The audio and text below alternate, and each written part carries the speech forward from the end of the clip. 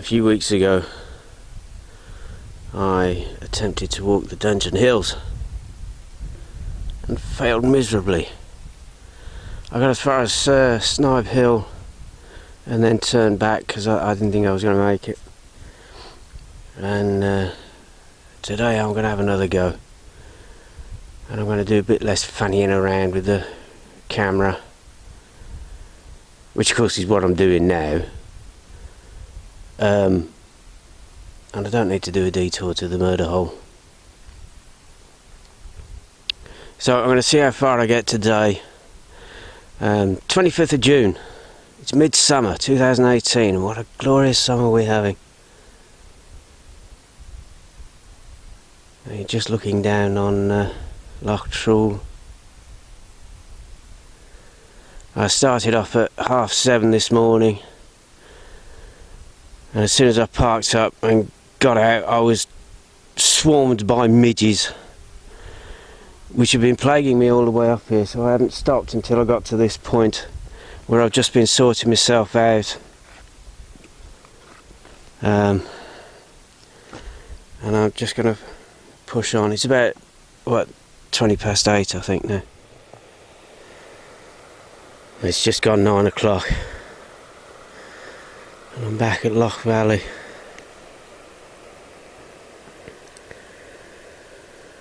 Which looks absolutely stunning.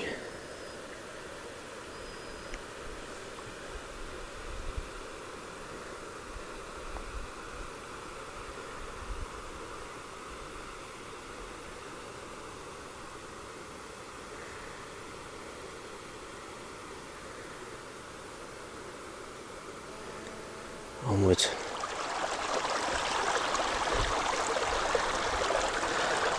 Loch Dricken. And I don't remember, when I came past here last time, I don't remember there being all the, I assume that they're lilies in the water. I don't remember all of them. They're in there. There's truckloads of dragonflies racing around. And even more midges, which are flipping everywhere. Right, I'm going to push on down that side of the loch and then up into the hills. This is the cairn on Snipe Hill. This is as far as I got last time, and the last time I came up here it was 12 o'clock, and I obviously lost a lot more time than I realised when I was fiddling around, because it's now about 10:30. So I have a lot more time than I thought. And now I'm going to push on. So the next stop is Craignore, just up there. And rather than taking a direct approach, I think I'm going to swing round that away and follow the ridge up there. This is the cairn on Craignore. It's about 11:30 now. And I'm just looking down. There's a nature reserve, the Silver Flow Nature Reserve. Down there. And there's Loch D. And this is the way I've come up. A couple of times I've looked down the hill behind me and there's been a deer off in the distance. Of course, by the time I get the camera ready, the damn thing's disappeared. There's Loch Valley.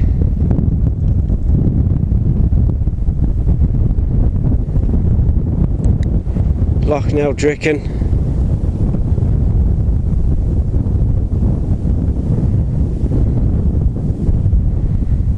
Loch Erin.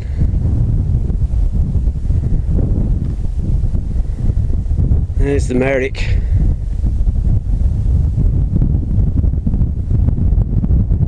Loch Enoch.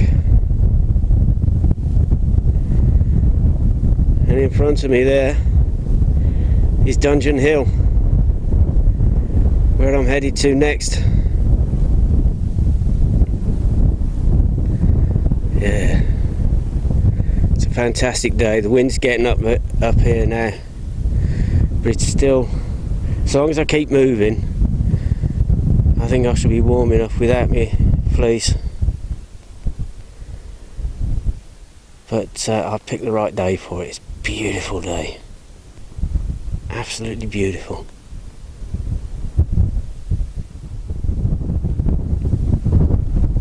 Yeah, this is going to be interesting.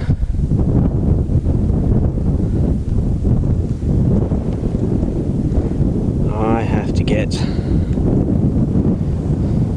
down there.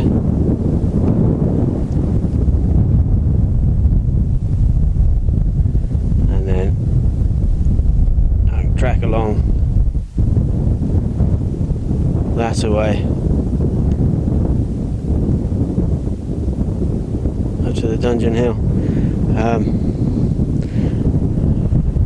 but it's actually quite tricky. Yes, I read a few minutes ago in the book that coming down from Craignor can be a bit tricky even in the best of conditions. I see why now.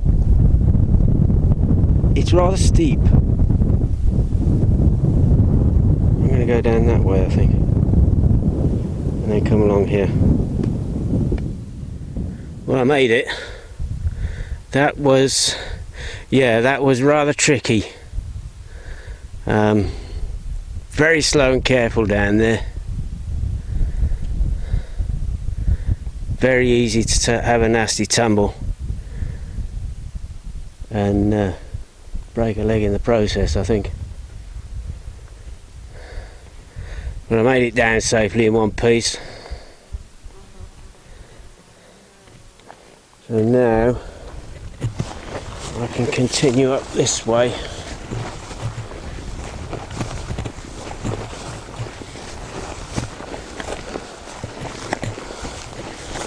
Oh.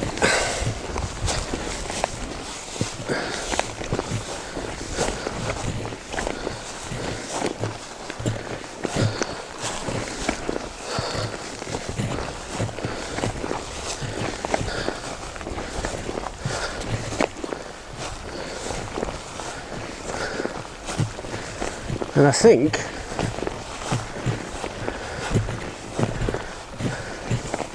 this is known as the Devil's Bowling Green, if I'm in the right place.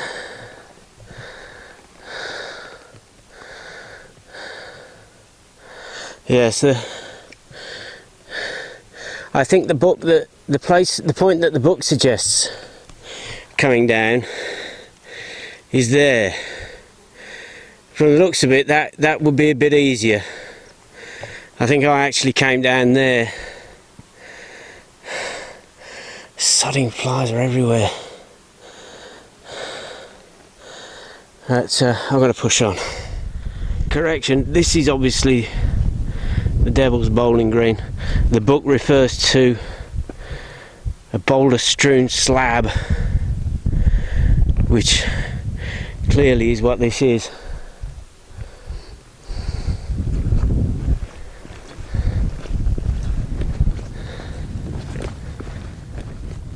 It was about 20 to 3. I've had a good long break because I needed it. I've gone past Dungeon Hill. I missed out the summit. I just walked past it because I needed to save some time, and that is Mulwaka, and I was hoping to get at the top of that, but I'm not going to make that either. So instead, what I'm going to do, because I am starting to run out of time now, over there I think is Loch Enoch. I think I can just see it. So I'm going to head over there, and then there's a route that takes me over the rig of Enoch, and then Buchan Hill and back down to the car park. I might take that, or I'll see how it goes. If If it looks too strenuous, I might just bottle it and find a way back the way I came. Again, this is the second time I tried to do this walk. It's certainly not 7 to 8 hours. I've been out longer than that already, and it's not like I've been messing around. I guess if, I don't know, maybe somebody who's a bit faster than me, who knows the route, maybe they can do it in 7 to 8 hours, but I can't. Anyway,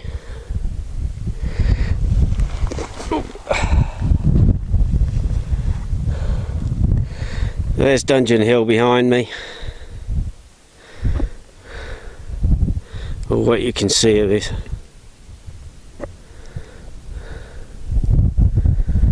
And then that's Craignore over there.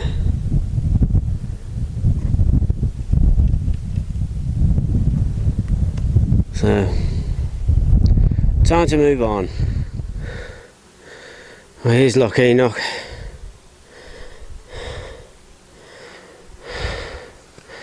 I decided I'm going to risk the higher path. We go at the rig of Loch Enoch. It's gone 3 now, so it's going to be a long day. Oh, and there's a cormorant or something down there.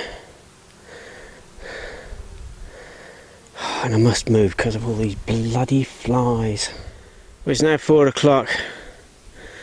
That's the point at which I came down to the shore of Loch Enoch, and I followed it around this way.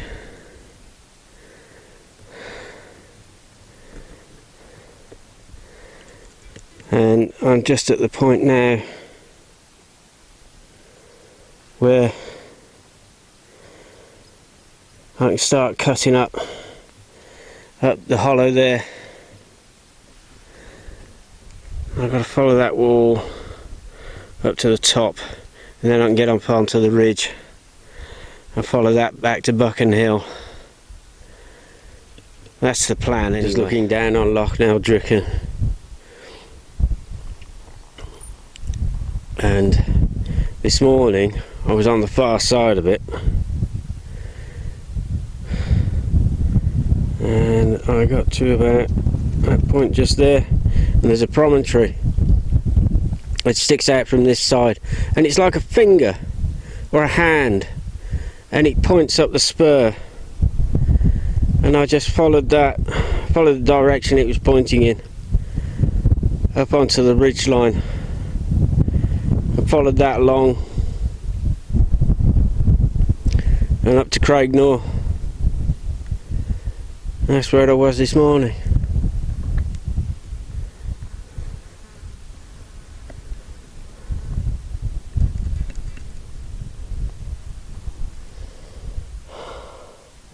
I shall sleep well tonight. It's been a good long walk today, and it's ain't over yet. I've got Buchan Hill ahead of me, and then that I should be able to drop down into the car park then, he says. Well, it's now 6 o'clock, and I finally reached the cairn on the summit of Buchan Hill, and hopefully from here on in it's all downhill. There's apparently another 2 cairns further on down the track, down the path that away, before I have to start heading down to try and cross Buck and Burn and then get to the car park. Yes, I should be glad when I can have a sit down. I finally reached the second cairn, which is, according to the book, apparently this is the main cairn.